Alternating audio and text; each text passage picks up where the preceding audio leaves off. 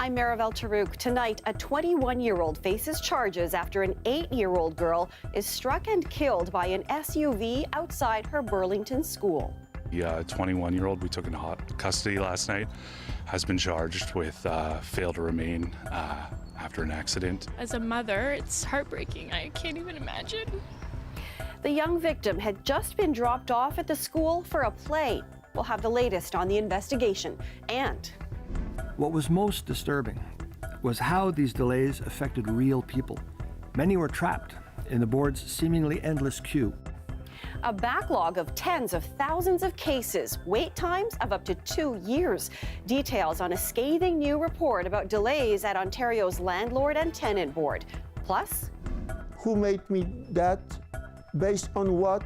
So I asked them, do you have my death certificate in front of you? They said no. this Ontario man was declared dead by the government. His family asked to repay the government thousands of dollars. We'll tell you what happened next. Good evening. There is a growing memorial outside a Burlington public school tonight. That's where an 8-year-old girl was hit by an SUV last night, just after being dropped off at the school by a parent. Ali Chiasson now with details on the young victim and how police were able to quickly make an arrest.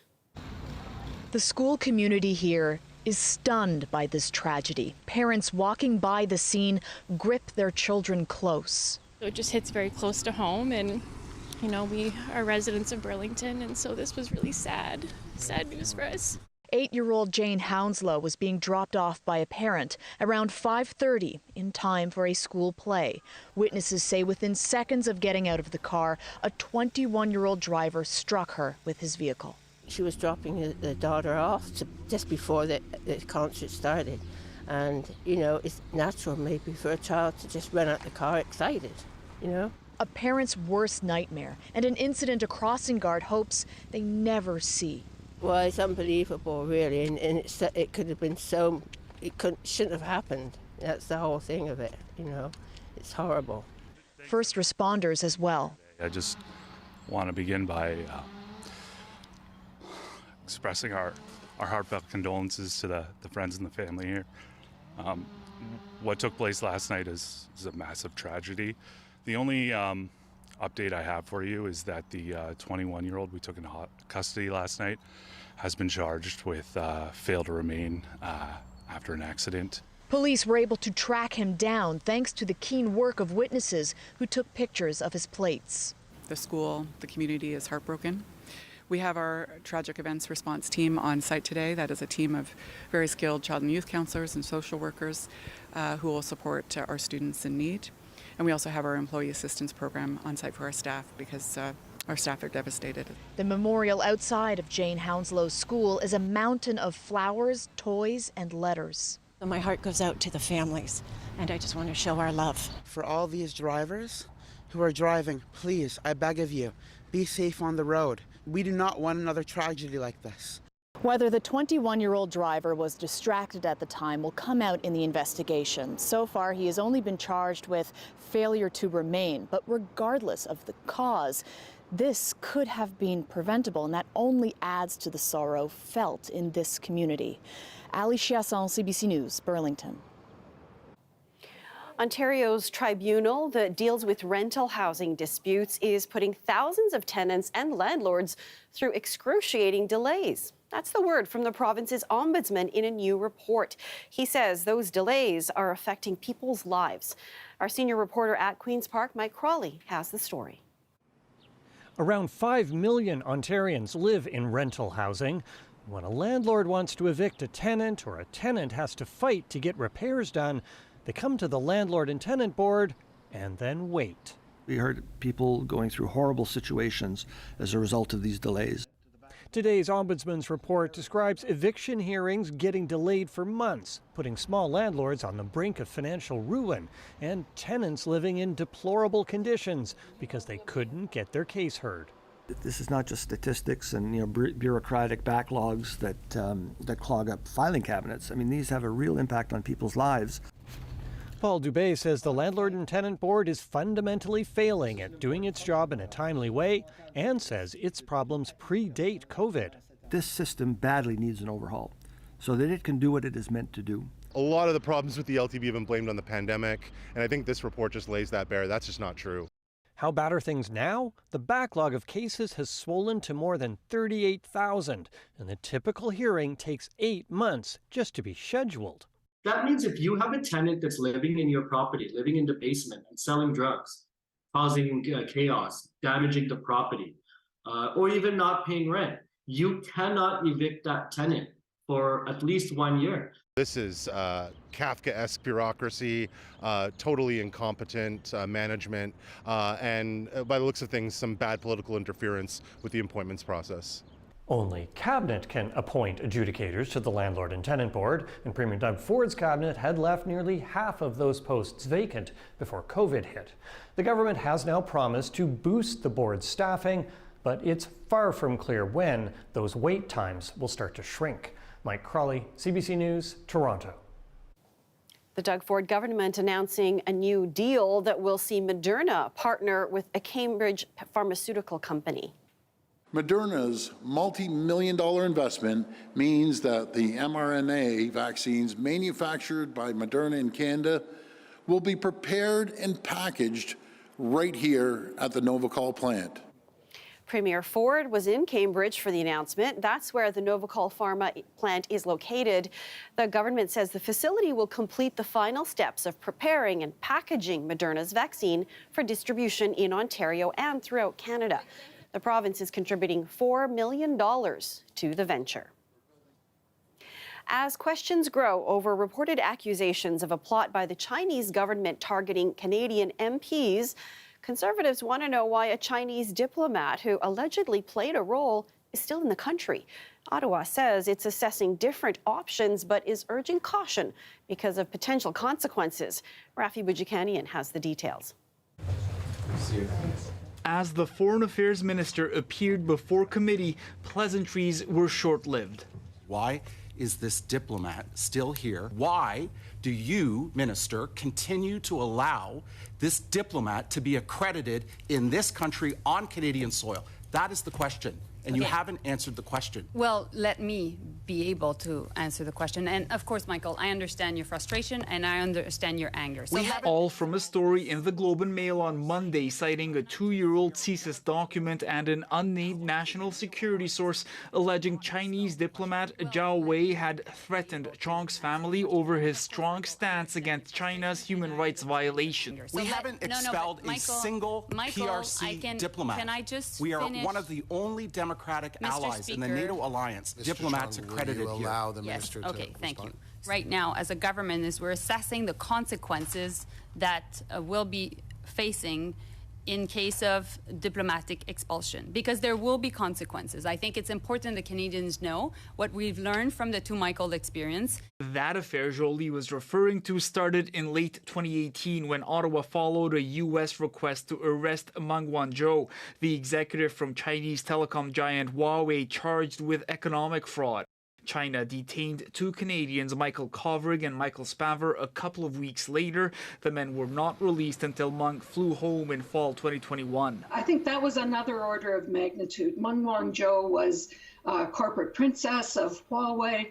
That was a really big deal for China. This China expert says Canada shouldn't be worried about similar repercussions now. If there is anything beyond sending a Canadian diplomat home, it might be trade sanctions or something like that.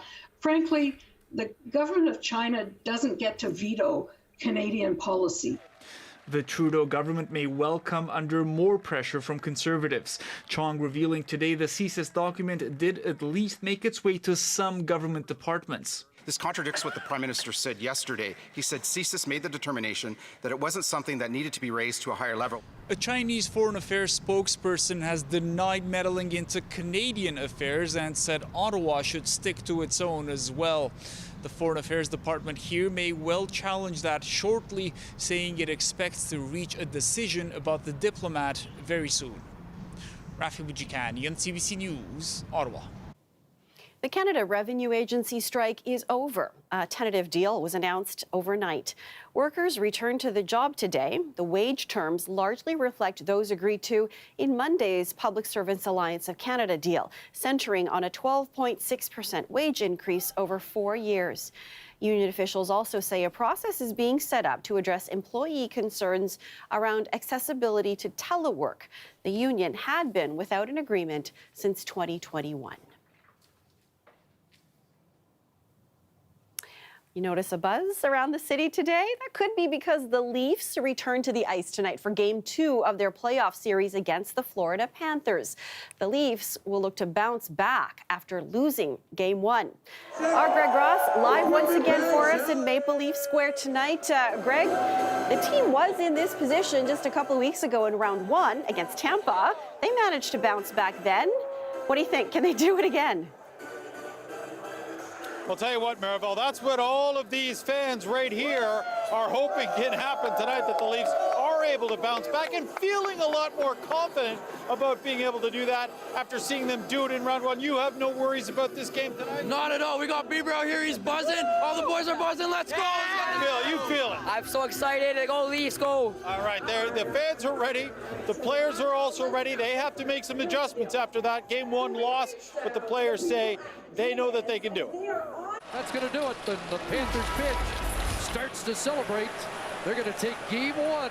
Our group just has to be ready to go. Leafs defenseman Morgan Riley says the team is looking at a number of areas they need to improve on as they get set for Game 2. I don't know if there's one thing, mostly execution. And then if you look at the goals that we gave up, there's that late goal again. The D have to be better, I think, in those areas. But there's plenty of things that we're looking to improve on.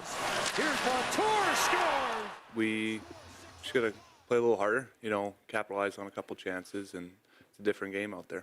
Perfect straight pass. After an embarrassing Game 1 loss to Tampa in the first round, the Leafs did successfully bounce back in Game 2, but that's not something they're taking for granted in this round. So we're not certainly settling for the fact that because it happened before, it's going to happen again. You got to get out on the ice and make it happen. Home ice has not been much of an advantage so far in these playoffs, with road teams winning more often than not. While Panthers coach Paul Maurice is hoping to take advantage of that again tonight. They score 6 on 5. He admits it's hard to explain. Got no idea why. There doesn't seem to be the same intimidation factor. He says it does help to score first, something Florida did in Game 1. If you're up 1, no building's quite as loud, right? It just, the momentum changes for the fans just like it does for the teams. All right, both pretty equal. Well, in terms of momentum, lots of fans out here, lots of excitement out here, lots of buzz inside the arena tonight. And the Leafs looking to capitalize on opportunities. You miss 100% of the shots you don't take. That's a Wayne Gretzky line, but if you watch The Office, Michael Scott takes credit for that one there. We've got lots of people celebrating May the 4th, lots of Star Wars, The Mandalorian here. Are you hoping the Leafs have the Force on their side tonight? So Grogu told me that the Toronto Maple Leafs are one of the most exciting teams in all of the galaxy, and I'm just excited to be here tonight, and I look forward to the Force being with the Toronto Maple Leafs tonight. Taking that role very serious as the Mandalorian. Hey, he's saying Leafs in 6 and using Paul Maurice, flashing the signs to referees in Game 1. I love that use to that picture right there. Lots of interesting signs in the crowd tonight. Lots of interesting people. We've seen a few Darth Vaders. Fans here, Maribel, are ready to see the Leafs turn this series around. This is a collective force that we're seeing show out in Maple Leaf Square. Greg, we'll check back in with you at the end of the show. Thanks.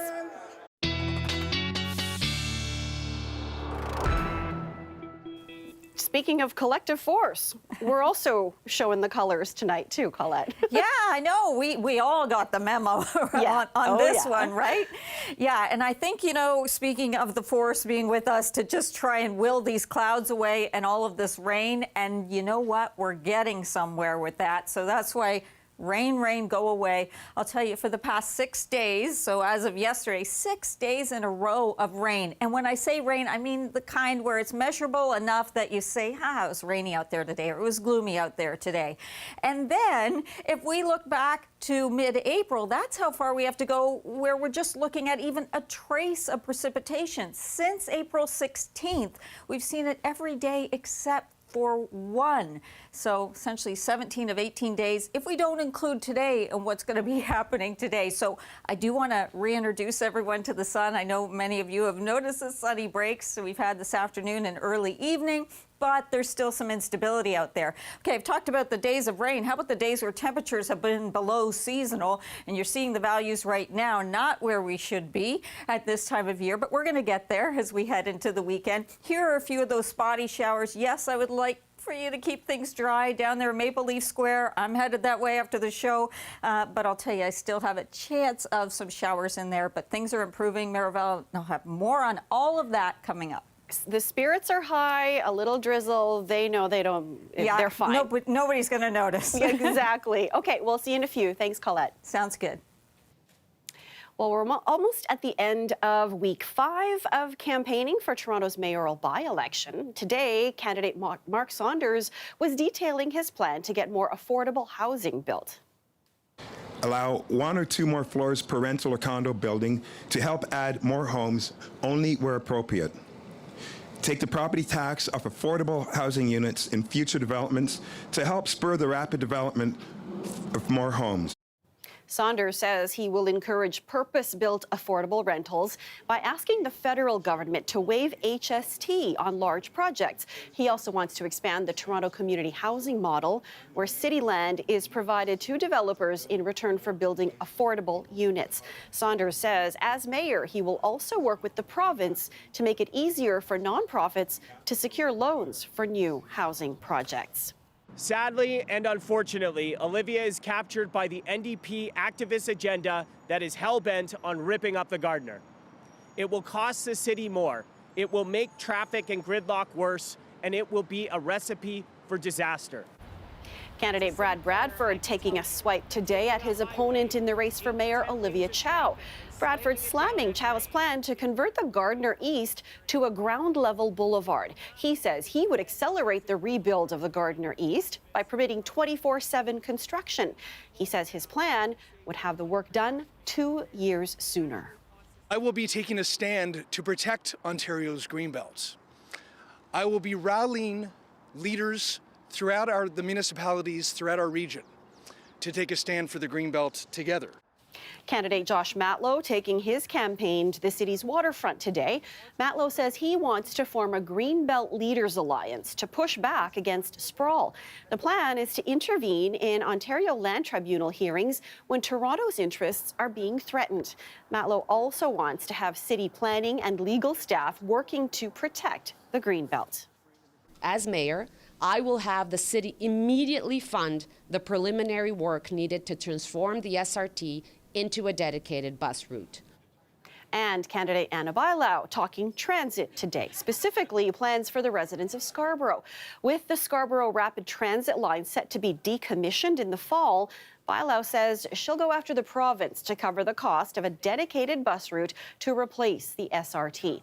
Bilau's campaign also receiving an endorsement today from Scarborough Agincourt councillor Nick Mantis. A Toronto woman originally from Afghanistan says her family has been separated for 15 years, and she says there's no hope of reunification in sight. Her mother and brother ended up in Denmark in 2008 when they fled Afghanistan for safety reasons. The woman is speaking out because she says she's tried everything to get her aging mother here. Talia Ricci has her story. Sadia Area FaceTimes with her mother every day. She's currently undergoing cancer treatments in Denmark. Of course, she's getting older and older. She needs somebody to take care of her. Area says her family fled Afghanistan for safety reasons in 2001. They spent years in Iran before ending up in Turkey as refugees. There, the family was split up by police and Area lost contact with her mother. In 2008, Area and 2 of her siblings had their application to come to Canada approved. While we were in Turkey, when we went to the Canadian embassy, we told them that we want our mom. They said, oh yeah, once You get in Canada, it's easier to bring her over. When we came to Canada, my brother and I, we both were under 18. We both needed my mom here. After arriving in Canada, Aria found out her mother and brother ended up in Denmark. They've spent the last 14 years trying to find a way to reunite, applying for various visas and contacting multiple officials, and even trying to relocate to Denmark, where her brother and mother still aren't permanent residents. Aria has been a Canadian citizen since 2014. Everything has been rejected. We took all the steps. We took all the procedure. Did everything whoever told us to do it, we did it. We have no more resource to get in touch with. Aria works at the airport, where she has a difficult time seeing other families fleeing danger reuniting daily. When I see family, they are like, I don't know, 15 together, like 10 together. And I was shocked, like, why? Why not my mom? This is a country that bringing everybody. There is only not two space for two people. And we don't need anything from government, nothing from government. We're gonna do everything for them here.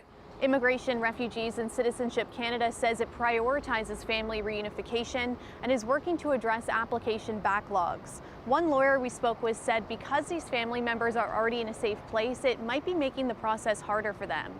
This is also the direct result of safe third country rules, meaning that if Canada deems that you're in a place that's safe, it becomes very hard for you to get here. I think one of the things that's hardest about immigration right now is that for the average person, there's actually no mechanism to speak to anyone at IRCC. As Aria prepares to welcome her first child, she's losing hope about a future where her family can be together. We can't go even back to Afghanistan because of the situation. We can't live in Denmark, and we can't live in Canada. So there is no place that the whole family could be together. Talia Ricci, CBC News, Toronto. 2 days ahead of the coronation, King Charles welcomed Indigenous leaders from Canada. The Assembly of First Nations chief, along with Métis and Inuit national leaders, were invited. Renee Filipponi has more from London on what was discussed. It was a historic moment as the King welcomed Indigenous leaders to Buckingham Palace.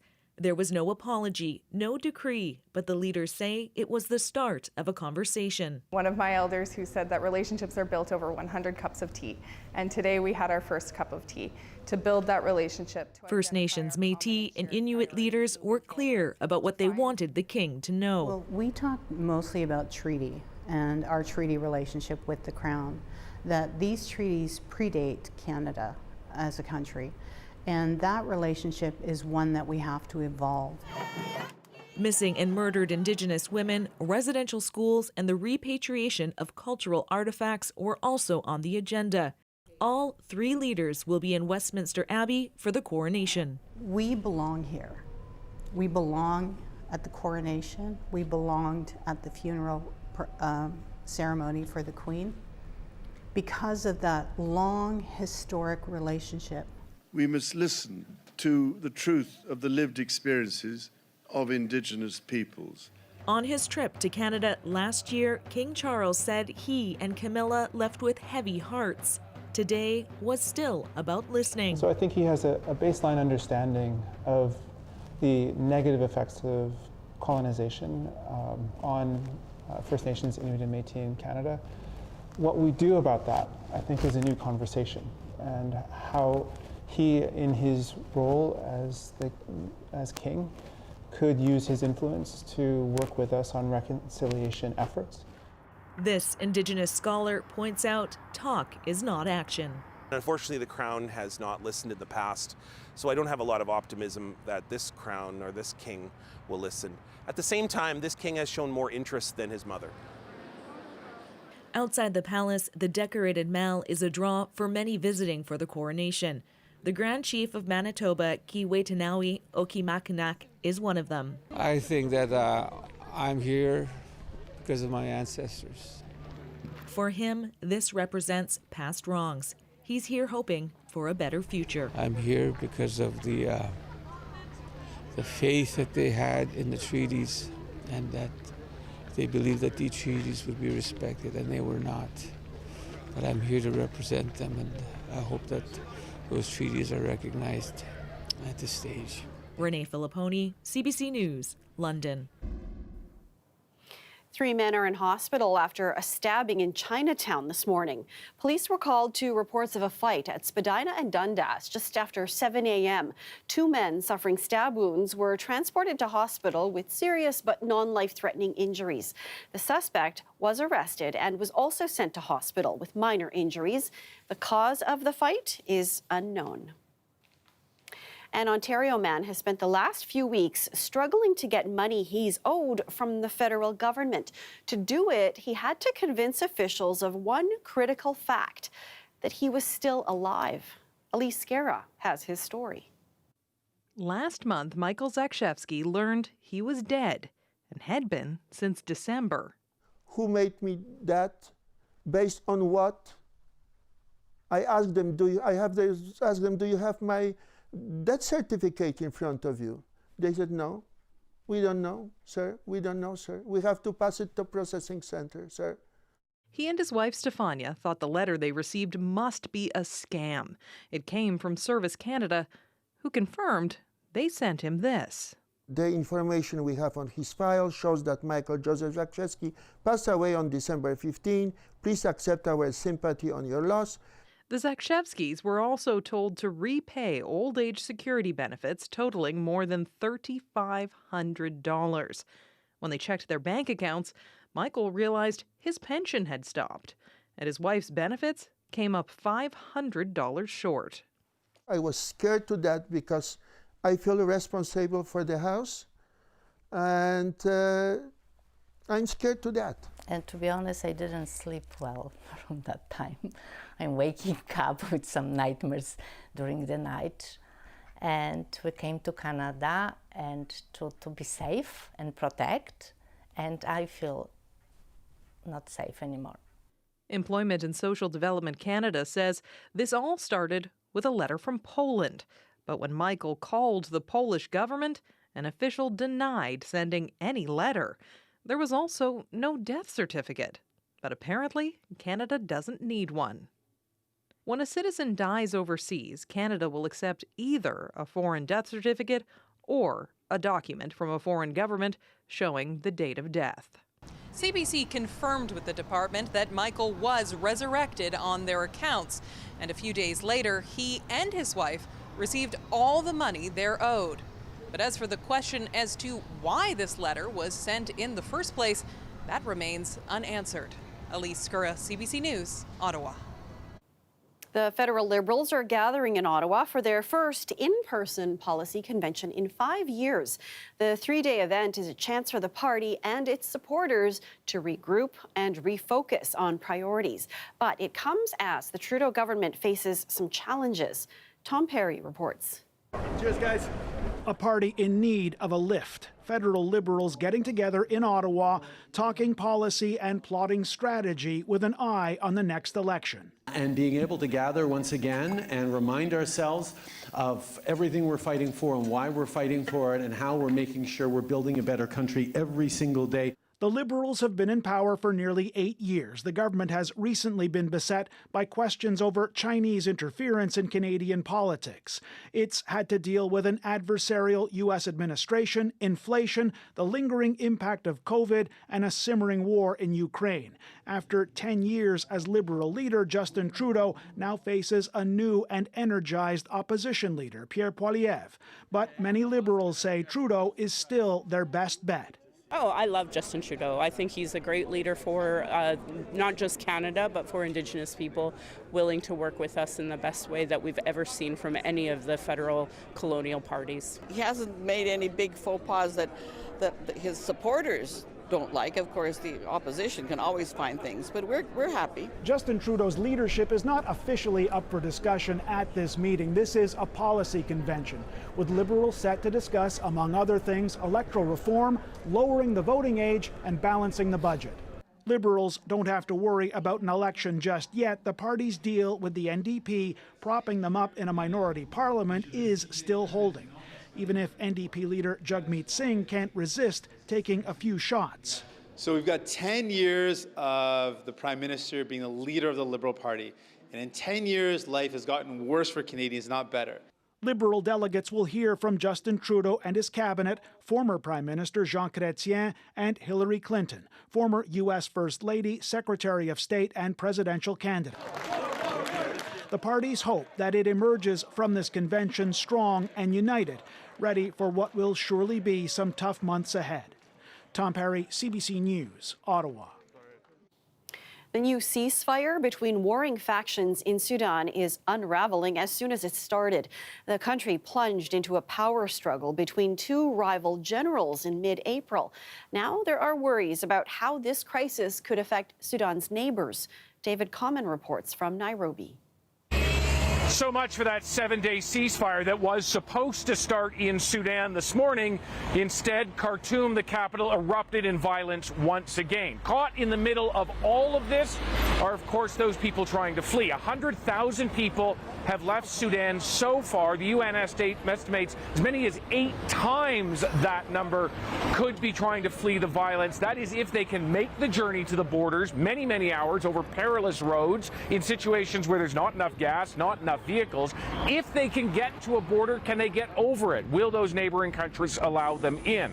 We know from the UN's humanitarian relief chief, Martin Griffiths, who was in Port Sudan yesterday, his assessment of the situation after speaking to the two generals vying for control of Sudan is that neither of them want to stop fighting. Not at this point anyway. Perhaps they want to get themselves in the best situation, should there be negotiations, that they're in a strong bargaining position. In other words, that they've taken as much territory, perhaps killed as many people of the opposing force as they can. On to the refugee situation, which worsens by the day. We have humanitarian challenges, certainly around food, not enough medicine.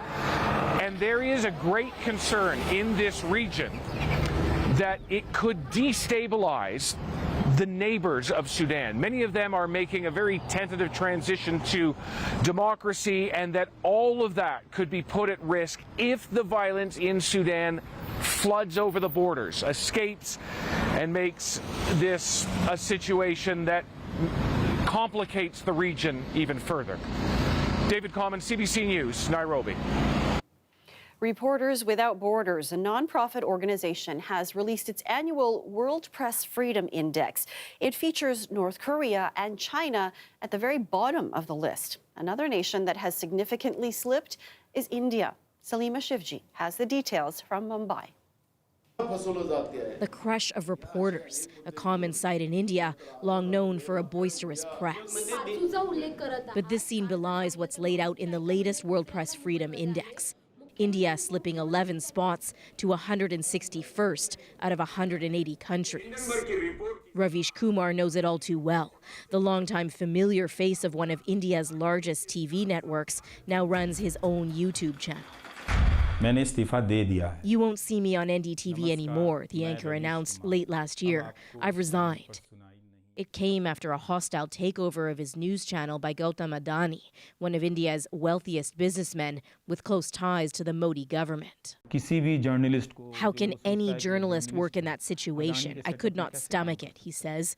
To me, Adani is an extension of the state. The media in India is finished, Kumar says. It's at a dead end. On air, all you hear is support for the Prime Minister's politics.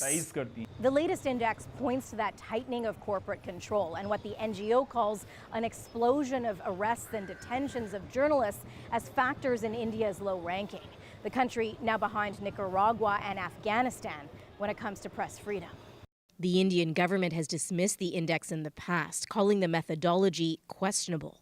They've regressed. But among India's journalists, there's apprehension. We are seeing very open raids of media houses, which are seen as independent and dissenting voices. We are seeing charges against journalists. Even the BBC was not immune to raids from Indian tax authorities, mere weeks after the British broadcaster aired a documentary critical of India's Prime Minister. I see a very bleak future, really. And she thinks it will only get worse for journalists, with India's general election slated for next May. Salima Shivji, CBC News, Mumbai. The former leader of the Proud Boys has been convicted of plotting to attack the U.S. Capitol.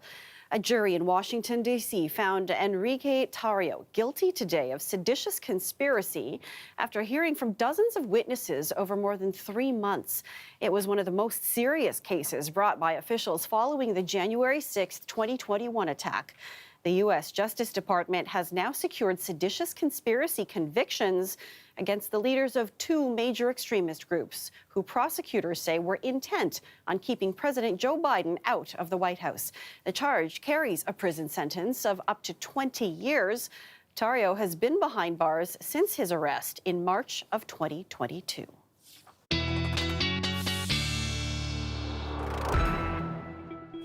We're almost there, Colette. The sunshine, I can just, anticipate it here.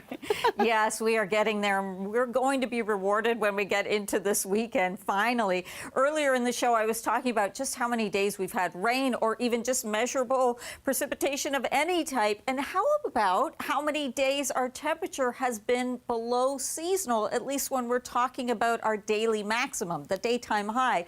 Well, it's 12 days. And if we factor in today, well, let's put that to 13, and we will, because today's high 11, seasonal norm anyway, is 17 degrees. The overnight lows haven't been so cool, but certainly the daytime highs have been running on the chillier side. We're sitting at 9 degrees now from that 11 we were at, still hanging on there at those double digits into Hamilton, St. Catharines, even Peterborough at 11 degrees.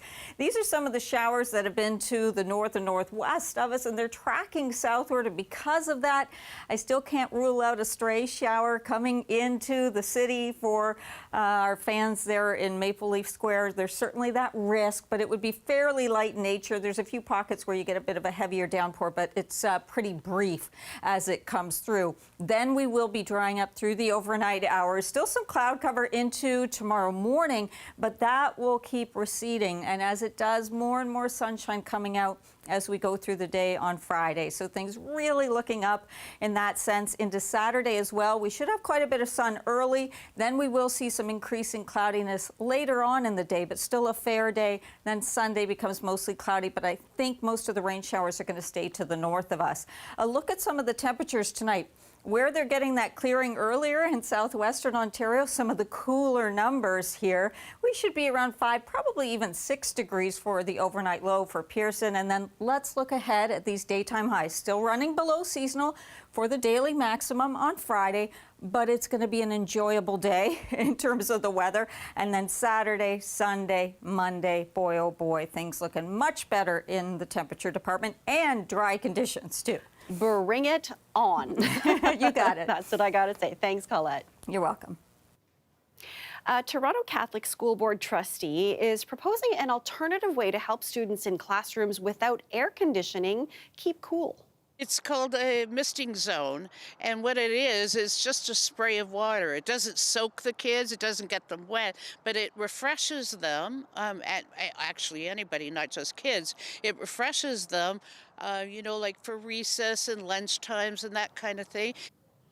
Maria Rizzo says the school board should consider installing outdoor misting stations for the over 150 schools that don't have air conditioning. She says outdoor misting stations cost between $5,000 to $10,000, can be implemented as an inexpensive alternative. She says it would save the school board millions of dollars. Currently, only 37 schools have air conditioning. The city is expanding the Bike Share Toronto program. Bike Share Toronto is a Toronto success story. By the end of 2024, the Bike Share program will expand to all 25 wards, growing to over 1,000 stations and 10,000 bikes, roughly 2,000 of which will be e-bikes by 2025. Tangerine Bank was announced as a partner for the program. To reflect the new partnership, bikes and bike stations will change from green to bright orange to match the brand color. The 5-year deal is part of the effort to help the city reach the Transform TO Net Zero strategy objectives, with a target of 75% of all work and school trips under 5 kilometers being made by walking, cycling, and transit by 2030. Ottawa-based Shopify says it plans to lay off 20% of its staff. It's the second round of cuts by the e-commerce giant in less than a year. The new layoffs will affect nearly 2,000 jobs. The company says it wants to focus on its main goal of making commerce easier. The layoff announcement comes as the company's quarterly revenue shows a 25% increase. The CEO of Shopify says the workers being let go will be offered at least 16 weeks of severance pay. And as we head to break, here's a look at where the markets closed today. The TSX fell 116 points. The Dow dropped 286. The dollar traded up to 73.71 cents US. We'll be right back. Well, some lucky students had the opportunity to pie their principal.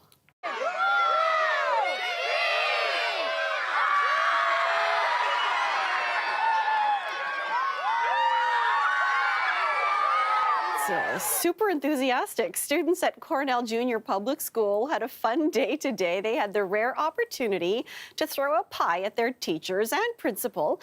Teachers were dressed up in costumes, wore wacky makeup, and dyed their hair, all for a good cause. So excited. You know, it's great to have the staff come together and recognize this for our students and for Autism Ontario.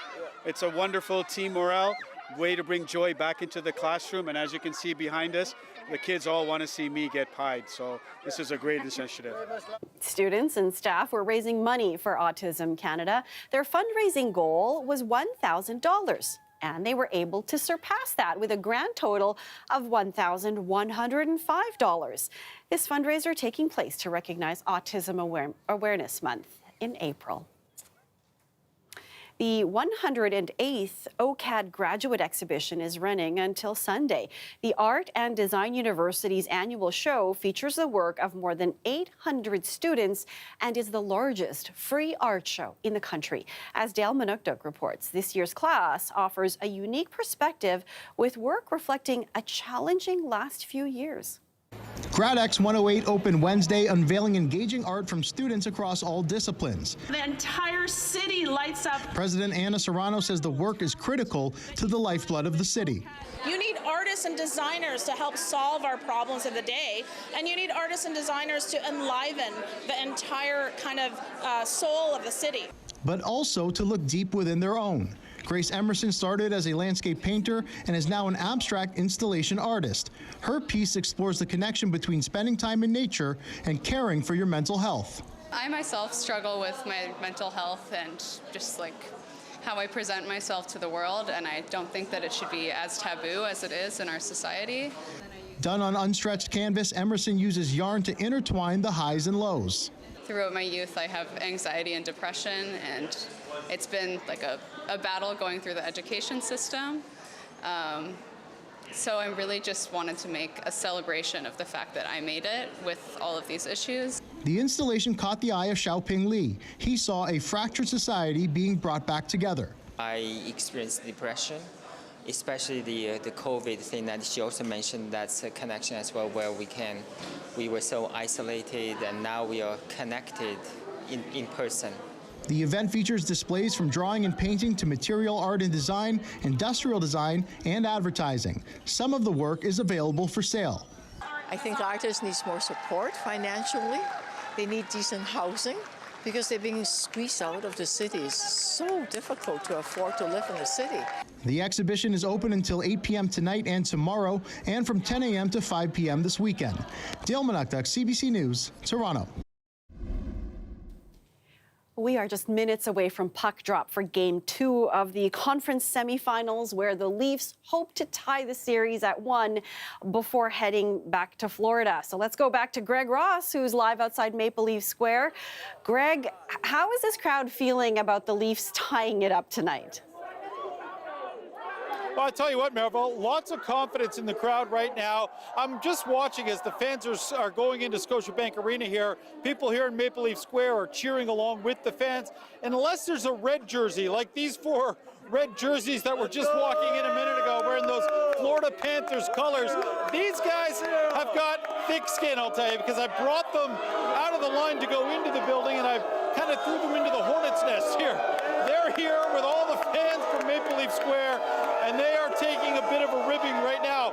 Let's talk to some of these guys right here. So you guys got any trouble getting tickets for this game today? Not at all. I mean, we kind of waited till the last minute to get some tickets, so the price dropped, but we got them. Why are they making it hard for Leaf fans to get tickets for games 3 and 4 in Florida? You know, we don't control that. It's up to them, but, you know, I'm sure you guys will fill the stadium. You guys always do. Are you guys feeling any nerves going in there with all these Leaf fans? I mean, absolutely nothing. There's no nerves to feel. It's 1-0. We're pretty confident. You know, the boys have been playing well. We'll see how we play. All right, let's talk to some real Leaf fans here. We got a face painter here. What do you think of these guys wearing those jerseys? Kick him out of here. Say when we're getting them out of the second round. It's done. Just Leafs in 5. All right, you said Leafs in 5. All right, we're stirring the pot here. We got the controversy going. You guys, I have to say, are very brave to walk in here and take the kind of ribbing that these guys have been taking. But Leaf fans very confident. You guys, we got some Leaf shirts there for you. If you guys want to, you know, these are some going away prizes for these fans. I don't know if they'll wear them, but he just threw that one into the crowd. Maribel, that's what the atmosphere is like down here. Leaf fans very confident. There are a few Florida fans, not very many. They're obviously feeling very confident about their chances. Should be a good game tonight. Greg, you may have to play bodyguard there. I'm not sure for who, but okay. Thank you for that. Were you not a little worried about those guys from Florida? Oh, I know, exactly, right? They're definitely outnumbered. Well, we know it's all about what the guys on the ice do, but we all like to have our little things that we do thinking maybe it has an impact. So on Tuesday, I wore my cap. We know what happened then. So, Maribel, tonight, going with the toque. It's a little cool, might be a shower down there. I'm headed in that direction. 6 degrees tonight, and there tomorrow, a nice day, especially in the afternoon. And you look good in both. That's the thing. Thanks, Any Goblet. blue matches the suit. You're welcome. And there's our sea of blue to go out on tonight. Puck drop is next. Good night, everyone.